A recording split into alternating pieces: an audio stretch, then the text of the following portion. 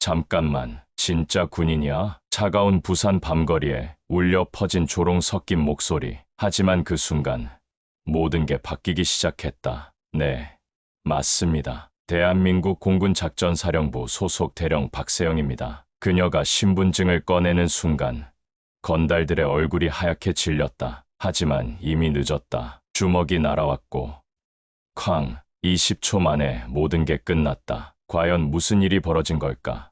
지금부터 이 놀라운 실화를 들려드리겠습니다. 이야기 시작 전에 잠깐 구독과 좋아요를 눌러주시면 복 받으실 거예요. 그리고 지금 어디서 보고 계신지 댓글로 알려주세요. 2024년 1월 15일 부산 서면 중앙대로 영하 5도의 칼바람이 몰아치는 추운 겨울밤이었다. 이날은 특별한 날이었다. 부산 시내에서 가장 유명한 먹거리 골목인 서면 맛집거리에서는 연말연시 특별 이벤트가 한창이었다. 호떡, 붕어빵, 떡볶이, 순대 가게들이 즐비한 이 골목은 평소에도 사람들로 북적였지만 이날은 더욱 특별했다. 하지만 골목 어귀에는 불길한 그림자들이 드리워져 있었다. 김철민, 35세. 부산 동구에서 자란 이 남자는 어린 시절부터 주먹으로 살아온 인물이었다. 고등학교도 제대로 졸업하지 못한 채 거리로 나온 그는 20대 초반부터 각종 범죄 조직과 연루되기 시작했다. 폭행,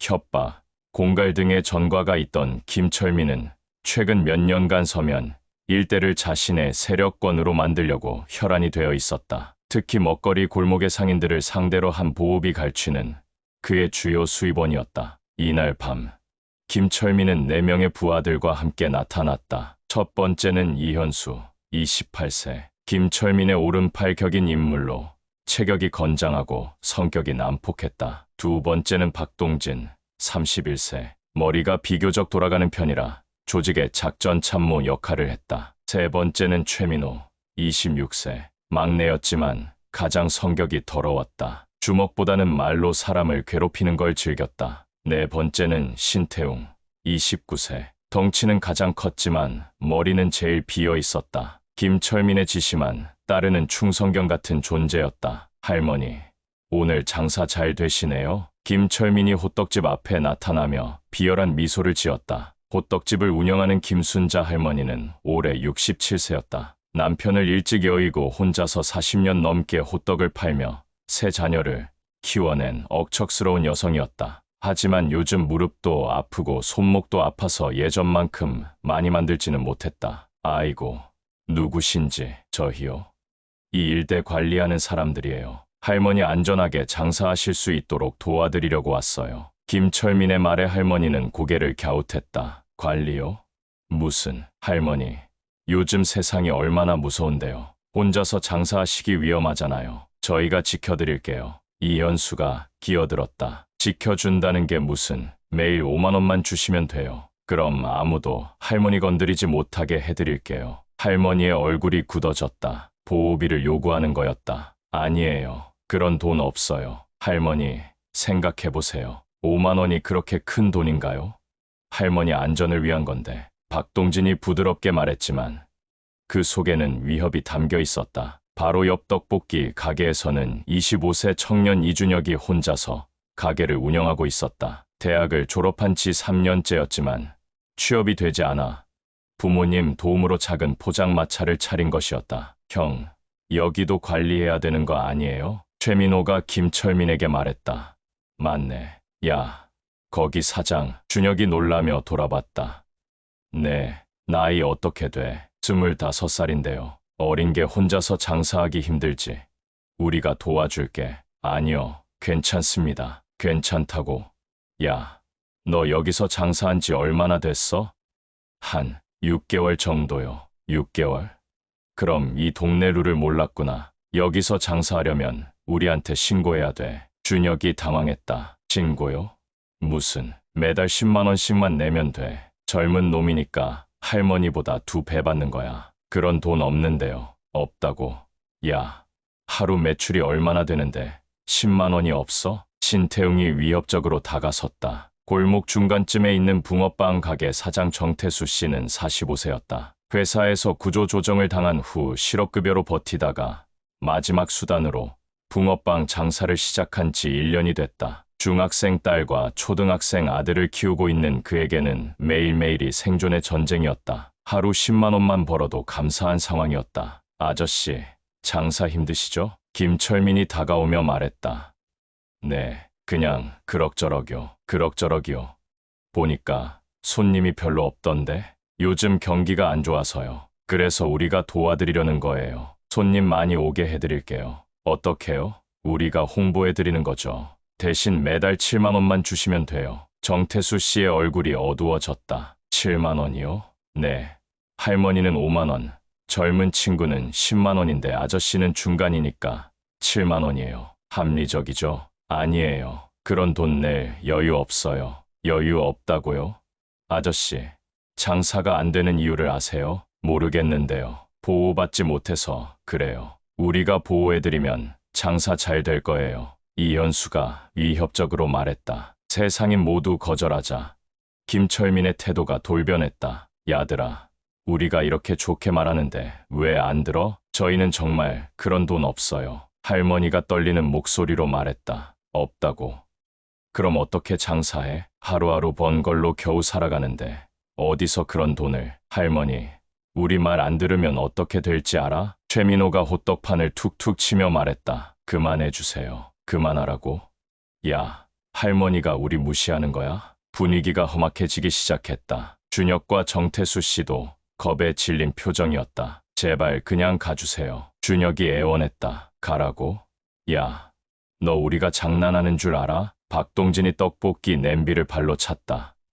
아, 준혁이 놀라서 소리쳤다. 야, 조심해. 다음에는 냄비가 아니라 너를 찰 수도 있어. 상황이 점점 심각해졌다. 바로 그때였다. 실례합니다. 차분하고 낮은 여성의 목소리가 들렸다. 김철민 일당이 돌아보니 한 여자가 서 있었다. 박세영, 32세, 키 165cm, 체중 55kg. 겉보기에는 평범한 직장 여성 같았다. 검은색 패딩 점퍼에 청바지, 운동화를 신고 있었다. 하지만 그녀의 눈빛에는 범상치 않은 기운이 서려 있었다. 뭐야?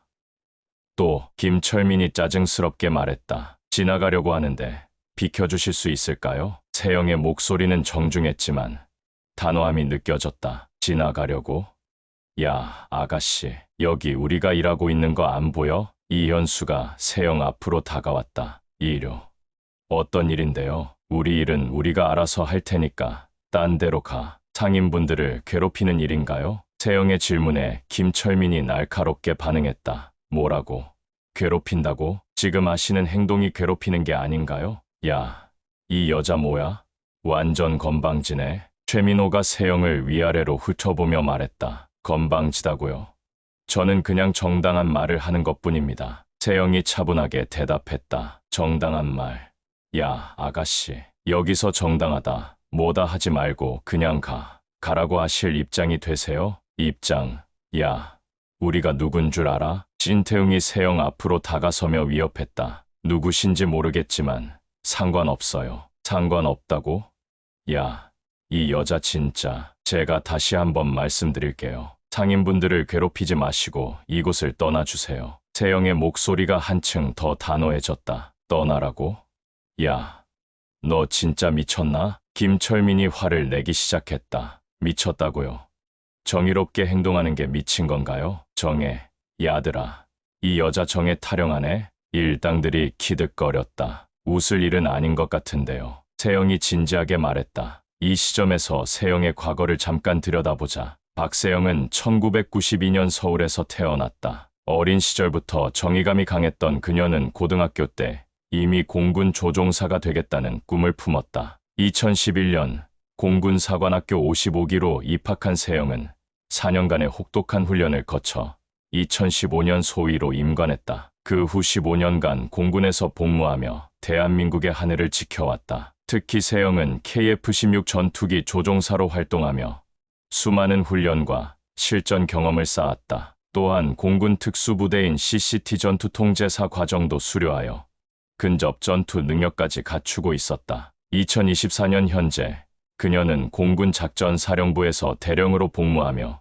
후배 조종사들을 교육하는 임무를 맡고 있었다. 이날은 연말휴가를 마치고 기지로 돌아가는 길이었다. 아가씨, 마지막으로 말하는데 그냥 가. 김철민이 마지막 경고를 했다. 아니요, 저는 가지 않을 거예요. 가지 않는다고. 그럼 어쩔래? 여러분이 먼저 가시면 돼요. 우리가? 야, 이 여자 진짜 재밌네. 이현수가 세영에게 더 가까이 다가왔다. 아가씨, 우리가 뭐 하는 사람들인 줄 알아? 몰라요. 하지만 지금 하시는 일은 잘못된 거예요. 잘못됐다고? 야, 우리가 뭘 잘못했는데? 상인분들한테서 돈을 뜯어내려는 거 잘못된 거 아니에요? 박동진이 끼어들었다. 뜯어낸다고? 우리는 정당한 대가를 받는 거야. 정당한 대가요? 무슨 대가인데요? 보호비지. 우리가 이분들 보호해드리는데 공짜로 할 수 있어? 보호요? 누구한테서 보호한다는 거죠? 그야 나쁜 놈들한테서지. 나쁜 놈들이 누군데요? 세영의 질문에 최민호가 당황했다. 그냥 나쁜 놈들이지. 지금 여기서 제일 나쁜 놈들은 여러분 같은데요? 이 말에 김철민이 완전히 폭발했다. 야, 이 여자가 진짜 죽고 싶나 봐. 김철민이 세영에게 다가가며 주먹을 들어 올렸다. 마지막이야. 지금 당장 꺼져. 아니요. 세영은 한 발자국도 물러서지 않았다. 한 번 더 말해.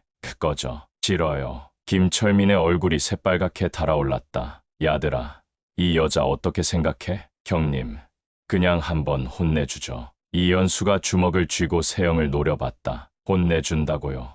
저한테요? 세영이 담담하게 물었다. 그럼 여자라고 봐주는 줄 알았어? 봐줄 필요 없어요. 이 말에 모든 사람이 놀랐다. 여자 혼자서 남자 5명을 상대로 봐줄 필요 없다고? 야, 이 여자 진짜 미쳤네. 봐줄 필요 없다고? 최민호가 신경질적으로 말했다. 네, 봐주지 마세요. 세영의 목소리에는 전혀 두려움이 없었다. 아가씨, 마지막으로 묻는데 직업이 뭐야? 박동진이 궁금해서 물었다. 왜요? 그냥 이렇게 당당한 여자는 처음 봐서. 특별할 거 없어요. 특별할 거 없다고? 여자 혼자서 우리 5명한테 대드는데 대든다고요? 저는 그냥 옳은 말을 하는 것뿐이에요. 옳은 말, 야.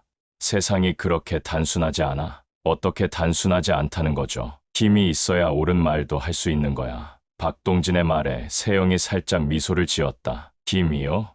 그럼 힘 없으면 아무도 안 들어줘. 그럼 제가 힘이 있다면 들어주실 건가요? 힘. 아가씨가 무슨 힘이 있어? 신태웅이 비웃었다. 글쎄요. 어떤 힘을 말씀하시는 건지. 세영이 의미심장하게 말했다. 야, 그만 말장난하고 결정해. 지금 당장 여기서 사라져. 김철민이 최후 통첩을 했다. 아니면 다쳐도 후회하지 마. 다친다고요? 누가 누구를 다치게 한다는 거죠? 당연히 우리가 너를. 확신하세요? 세영의 질문에 일당들이 서로 얼굴을 바라봤다. 뭔가 이상했다. 이 여자는 도대체 뭘 믿고 이렇게 당당한 거지? 확신하냐고. 야, 우리가 5이고 너는 혼자잖아. 숫자가 중요한가요? 중요하지. 5대 하나인데. 그런가요? 세영이 고개를 갸웃했다. 그런가요가 뭐야? 당연하지. 그럼 한번 해보실래요? 이 말에 모든 사람이 깜짝 놀랐다. 할머니가 떨리는 목소리로 말했다. 아가씨, 위험해요. 그냥 가세요. 준혁도 걱정스럽게 말했다. 누나, 진짜 위험해요. 저 사람들 장난 아니에요. 정태수 씨도 덧붙였다. 아가씨, 괜히 나서지 마세요. 우리는 괜찮으니까. 하지만 세영은 흔들리지 않았다. 괜찮지 않아요. 이런 일이 계속되면 안 돼요. 김철민이 더 이상 참지 못하고 주먹을 불끈 쥐었다. 야, 진짜 마지막이야. 안 가? 안 가요. 좋아. 그럼 책임져. 김철민이 주먹을 휘두르려는 순간이었다. 잠깐. 세영이 손을 들어 제지했다. 뭐야? 그 전에 하나만 물어볼게요. 뭘? 혹시 군대 다녀오셨어요? 갑작스러운 질문에 김철민이 당황했다. 군대.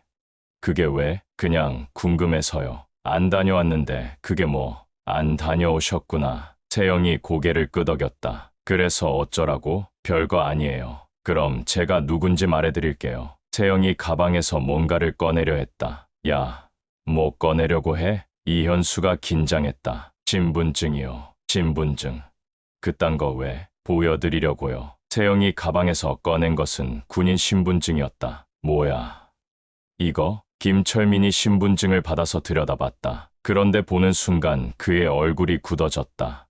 이게 뭐야? 신분증에는 이렇게 적혀 있었다. 대한민국 공군작전사령부 소속 대령 박세영. 대령이라고? 김철민이 다시 한번 자세히 들여다봤다. 네, 맞습니다. 세영이 담담하게 대답했다. 설마, 진짜야? 이현수가 신분증을 빼앗아 보더니 입을 벌렸다. 형님, 이거 진짜 같은데요? 박동진도 신분증을 확인했다. 진짜네. 공군 대령이라고 되어 있어. 최민호와 신태웅도 당황한 표정이었다. 대령이면 높은 거 아니에요? 신태웅이 물어봤다. 높지.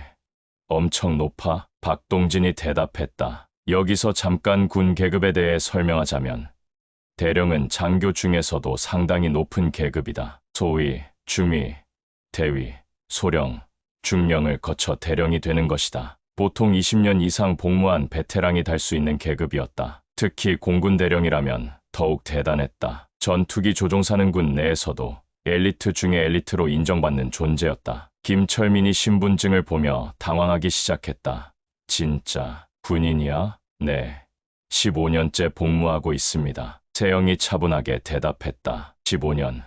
그럼 진짜 대령이구나. 이현수가 멍하니 중얼거렸다. 그럼 우리가 지금 군인한테 박동진이 식은 땀을 흘리기 시작했다. 맞습니다. 현역 군인한테 위협을 가하신 거죠. 세영의 말에 모든 사람이 긴장했다. 위협이라고 하기엔 최민호가 변명하려 했지만 세영이 단호하게 끊었다. 위협 맞습니다. 그리고 이것은 공무집행방해에 해당합니다. 공무집행방해요? 김철민이 떨리는 목소리로 물었다. 네, 저는 대한민국 군인이고 지금 휴가 복귀 중입니다. 그런 저를 위협하고 통행을 방해하신 것은 명백한 공무집행방해죠. 세영이 침착하게 설명했다. 그런 거였어요? 신태웅이 바보 같은 소리를 했다. 당연히 그런 거지, 바보야. 박동진이 신태웅을 때렸다. 그리고 상인분들한테서 돈을 요구하신 것은 공갈죄, 협박죄에 해당합니다. 세영이 계속 설명했다. 공갈죄라고요? 네. 폭행이나 협박을 통해 재물을 요구하는 것은 형법상 공갈죄입니다. 최대 10년 이하의 징역에 처해질 수 있어요. 김철민의 얼굴이 하얗게 질렸다. 10년이요? 네. 그리고 상습적으로 했다면 가중처벌을 받을 수도 있습니다. 저는 군 내에서 법무 업무도 담당해 본 적이 있어서 이런 일에 대해서는 잘 알고 있습니다. 세영이 덧붙였다. 법무 업무요? 네. 군사법원에서 검찰 업무를 도운 적이 있어요. 이런 사건들을 많이 봤거든요. 이현수가 떨리는 목소리로 물었다. 그럼 우리 신고하실 거예요? 당연히 해야죠. 세영이 당연하다는 듯이 대답했다. 제발 한 번만 봐주세요. 김철민이 갑자기 목소리를 낮췄다. 봐달라고요? 왜요? 저희가 잘못했어요. 앞으로 안 그럴게요. 앞으로 안 그런다고 해서 지금까지 한 일이 없어지나요? 할머니가 용기를 내어 말했다. 아가씨가 맞아요. 이 사람들 오늘만 온 게 아니에요. 어머니, 언제부터 이런 일이 있었어요? 한 석 달 전부터요. 처음에는 그냥 지나갔는데 점점 심해지더라고요. 준혁도 끼어들었다. 저도 한 달 전부터 시달렸어요. 매일 와서 돈 달라고 하고 정태수 씨도 증언했다. 저는 보름 전부터요. 안 주면 가게 부수겠다고 위협했어요. 세영이 고개를 끄덕였다. 그럼 상습적이네요. 더 무거운 처벌을 받을 수 있겠어요. 김철민이 급하게 변명하기 시작했다. 저희도 사정이 있어요. 무슨 사정인데요? 저희도 돈이 필요해서 돈이 필요하다고 남의 돈을 빼앗을 수 있나요? 빼앗은 게 아니라 그럼 뭔가요? 김철민이 말문이 막혔다. 이현수가 대신 말했다. 저희도 생활이 어려워서 어려우면 일을 하시면 되죠. 세영이 단호하게 말했다. 일을 찾기가 어려워서. 박동진이 중얼거렸다. 어려우면 더 열심히 찾으시면 돼요. 다른 사람 돈 빼앗을 이유가 되지 않아요. 저는 15년간 대한민국을 지키는 일을 해왔습니다. 세영이 진지하게 말하기 시작했다. 나라를 지킨다는 것은 단순히 외적을 막는 것만이 아니에요. 국민들이 안전하게 살 수 있도록 하는 것도 포함이에요. 김철민 일당이 숨죽여 들었다. 지금 여러분이 하신 일은 선량한 국민들의 평온한 일상을 깨뜨리는 행위입니다. 저희가 그렇게 심각하게 생각하지 못했어요. 최민호가 작은 목소리로 말했다. 심각하게 생각하지 못했다고요. 그럼 만약 여러분의 부모님이나 형제가 이런 일을 당하면 어떨 것 같아요? 이 말에 모든 사람이 숙연해졌다. 저도 어릴 때 비슷한 일을 당한 적이 있어요. 세영이 갑자기 개인적인 이야기를 꺼냈다. 어릴 때요? 네. 중학교 3학년 때였어요. 제가 다니던 학교 앞에서 불량 학생들이 용돈을 뺏어가곤 했거든요. 김철민이 관심을 보였다. 그래서 어떻게 됐어요? 처음에는 무서워서 그냥 줬어요. 하지만 계속 달라고 하더라고요. 그러셨구나. 그때 느꼈어요. 한 번 당하면 계속 당하게 된다는 거요. 이현수가 물었다. 그래서 어떻게 하셨어요? 선생님께 말씀드렸죠. 그리고 그 학생들은 처벌받았어요. 처벌이라고 하면 학교에서 퇴학당했어요. 그리고 경찰서에도 신고됐고요. 박동진이 놀라며 말했다. 중학생이 경찰서에요? 네. 금품 갈취는 나이에 상관없이 범죄니까요. 그런데 신기한 일이 있었어요. 세영이 계속 말했다. 뭔가요? 그 학생들 중 한 명이 나중에 저한테 고마워했어요. 고마워했다고요? 김철민이 의외라는 표정이었다. 네. 그때 처벌받은 게 인생의 전환점이 됐다고 하더라고요. 전환점이요? 잘못된 길로 계속 갔으면 더 큰 범죄를 저질렀을 텐데. 그때 멈춰서 다시 생각할 기회가 됐다고 했어요. 신태웅이 신기해했다. 정말요? 네. 지금은 성실하게 직장 생활하면서 가정도 꾸리고 잘 살고 있어요. 이 이야기를 들은 김철민의 표정이 변했다. 그렇다면 저희도, 여러분도 지금이 기회예요. 잘못된 길에서 돌아서는. 그럼 어떻게 하면 될까요? 김철민이 조심스럽게 물었다. 먼저 상인분들께 사과하세요. 사과요? 네. 그리고 앞으로 다시는 이런 일을 하지 않겠다고 약속하세요. 김철민이 고민하는 표정이었다. 그럼 신고는 안 하실 거예요? 그건 상인분들이 결정하실 일이에요. 세영이 할머니, 준혁, 정태수 씨를 바라봤다. 어머니, 어떻게 생각하세요? 할머니가 망설이며 말했다. 글쎄요. 진심으로 반성한다면. 준혁도 고개를 끄덕였다. 저도 다시는 안 한다고 약속하시면. 정태수 씨도 동의했다. 제발 약속 지켜주세요. 그런데 바로 그때였다. 김철민이 갑자기 세영을 향해 달려들었다. 야들아, 지금이야. 예상치 못한 기습 공격이었다. 형님, 이현수도 따라서 달려들었다. 하지만 세영은 전혀 당황하지 않았다. 세영이 몸을 살짝 옆으로 돌리며 김철민의 공격을 피했다. 동시에 김철민의 손목을 잡아 비틀었다.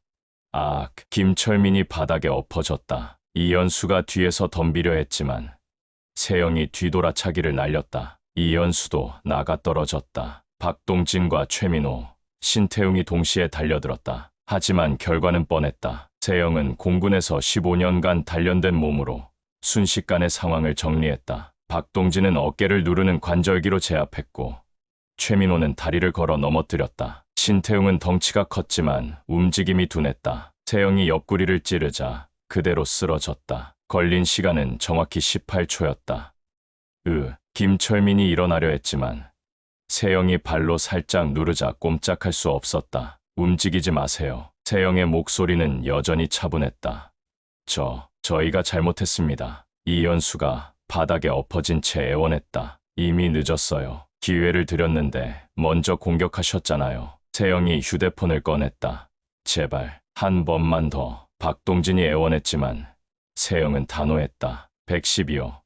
부산 서면 맛집거리에서 공무집행방해 및 상인 협박 사건 신고합니다. 세영이 전화를 걸고 있는 동안 상인들이 다가왔다. 아가씨, 괜찮아요? 할머니가 걱정스럽게 물었다. 네, 괜찮아요. 어머니들은 안 다치셨죠? 네, 덕분에 괜찮아요. 준혁이 감탄하며 말했다. 누나, 진짜 대단해요. 어떻게 저렇게 강하세요? 15년간 훈련받은 결과예요. 정태수 씨도 고마워했다. 정말 고맙습니다. 덕분에 이제 안심하고 장사할 수 있겠어요. 5분 후 경찰차 사이렌 소리가 들렸다. 신고하신 분 계시나요? 2명의 경찰관이 내려왔다. 네, 여기요. 세영이 손을 들었다. 신분증 확인 부탁드립니다. 경찰관이 세영의 신분증을 확인하고는 깜짝 놀랐다.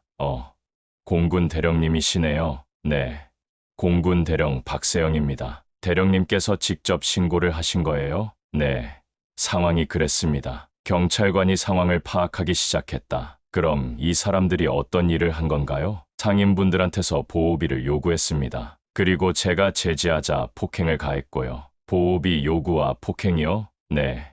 상인분들이 증인이 되어 주실 겁니다. 할머니가 나서서 증언했다. 맞아요. 이 사람들이 석 달 전부터 돈 달라고 했어요. 준혁과 정태수 씨도 증언에 동참했다. 저희도 피해를 봤습니다. 알겠습니다. 그럼 이 사람들을 체포하겠습니다. 경찰관이 김철민 일당에게 수갑을 채우기 시작했다. 저희가 정말 잘못했습니다. 김철민이 마지막으로 세영에게 말했다. 잘못했다고 해서 없던 일이 될 수는 없어요. 그래도 한 번만 법의 심판을 받으세요. 그게 여러분을 위한 길이에요. 세영의 말에 김철민은 더 이상 말하지 않았다. 경찰관이 세영에게 설명했다. 대령님, 정식으로 고발하시려면 경찰서에 오셔서 조서를 작성해 주셔야 합니다. 언제까지 가면 될까요? 내일까지 오시면 됩니다. 알겠습니다. 그리고 이 사건은 군 수사기관에도 통보하겠습니다. 왜요? 현역 군인에 대한 공무집행방해 사건이니까요. 세영이 고개를 끄덕였다. 네, 알겠습니다. 김철민 일당이 경찰차에 실려가자 골목에는 다시 평화가 찾아왔다. 상인들은 안도의 한숨을 쉬었다. 이제 정말 끝난 건가요? 할머니가 믿어지지 않는다는 표정으로 물었다. 네, 끝났어요. 더 이상 괴롭히는 사람 없을 거예요. 세영이 따뜻하게 미소 지었다. 아가씨, 정말 어떻게 감사드려야 할지. 할머니가 눈시울을 붉혔다. 괜찮아요. 당연한 일을 했을 뿐이에요. 당연한 일이라고 하시지만 저희에게는 정말 큰일이었어요. 준혁도 고개를 숙여 인사했다. 누나 덕분에 정말 많은 도움 받았어요. 정태수 씨도 감사를 표했다. 아이들한테 자랑스럽게 말할 수 있겠어요. 정의로운 분을 만났다고. 샵샵샵 미래에 대한 다짐. 앞으로도 이런 일이 있으면 바로 신고하세요. 세영이 당부했다. 혼자서 참지 마시고 경찰이나 구청에 신고하시면 돼요. 네, 알겠어요? 할머니가 고개를 끄덕였다. 그리고 서로 도와주세요. 혼자 당하지 말고 함께 대응하시면 더 좋을 거예요. 준혁이 의견을 냈다. 상인회 같은 걸 만들어 볼까요? 좋은 생각이에요. 정태수 씨도 동의했다. 정기적으로 모여서 정보도 공유하고 저는 군인으로서 나라를 지키는 일을 하고 있어요. 세영이 진지하게 말했다. 하지만 나라를 지킨다는 것은 단순히 전쟁을 막는 것만이 아니라고 생각해요. 상인들이 집중해서 들었다. 국민 한 분 한 분이 평안하고 행복하게 살 수 있도록 하는 것도 나라를 지키는 일이라고 생각해요. 맞는 말씀이에요. 할머니가 공감했다. 오늘 일이 계기가 되어서 이 골목이 더 안전하고 활기찬 곳이 되면 좋겠어요. 그런데 아가씨는 어디로 가시는 거예요? 준혁이 궁금해서 물었다. 부대로 돌아가는 길이에요. 휴가가 끝나서. 아, 그러시구나. 조심히 가세요. 네. 그럼 저는 이만 가볼게요. 세영이 인사를 하려는데 할머니가 뭔가를 꺼냈다. 아가씨, 이거라도 드세요. 갓 구운 호떡이었다. 아니에요. 괜찮아요. 꼭 드세요. 마음이에요. 그럼 감사히 받을게요. 세영이 호떡을 받아들었다. 아가씨 같은 분이 진짜 영웅이에요. 정태수 씨가 감동스럽게 말했다. 영웅이라니요. 그냥 시민으로서 당연한 일을 했을 뿐이에요. 아니에요. 아무나 할 수 있는 일이 아니에요. 준혁도 동의했다. 정말 멋있어요. 저도 나중에 누나 같은 사람이 되고 싶어요. 한 가지만 더 당부드릴게요. 세영이 마지막으로 말했다. 네. 말씀하세요. 오늘 일로 상처받지 마세요. 세상에는 나쁜 사람보다 좋은 사람이 더 많아요. 네. 알겠어요? 그리고 어려운 일이 있으면 주변에 도움을 요청하세요. 혼자 해결하려고 하지 마시고. 할머니가 눈물을 글썽이며 대답했다. 네.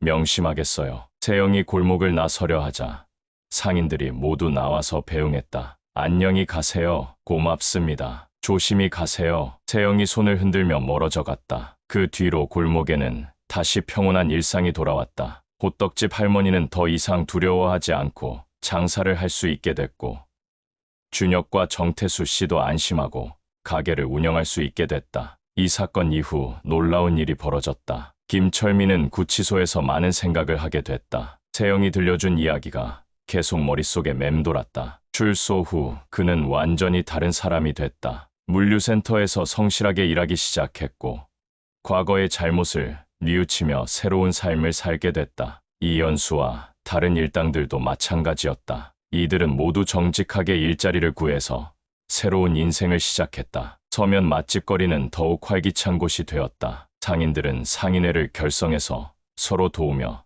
더 좋은 골목을 만들어갔다. 그리고 그날 이 광경을 지켜본 한 고등학생이 있었다. 그 학생은 세영에게 큰 감동을 받아 공군사관학교에 지원하게 됐다. 이 모든 이야기는 하나의 작은 용기에서 시작됐다. 세영은 그냥 지나갈 수도 있었다. 자신과 상관없는 일이라고 생각할 수도 있었다. 하지만 그녀는 멈춰 섰다. 그리고 옳은 일을 했다. 그 작은 용기가 얼마나 많은 사람들의 인생을 바꿔놓았는지 알 수 있는 이야기였다. 때로는 신고 한 통화가, 때로는 따뜻한 말 한마디가 누군가의 인생을 바꿀 수 있다. 진정한 강함이란 누군가를 때리는 것이 아니라 약한 사람을 지키는 것이다. 그리고 정의란 거창한 것이 아니라 일상 속에서 옳은 일을 하는 것이다. 오늘 이야기는 여기까지입니다. 구독과 좋아요 잊지 마시고 댓글로 여러분의 생각도 들려주세요. 감사합니다.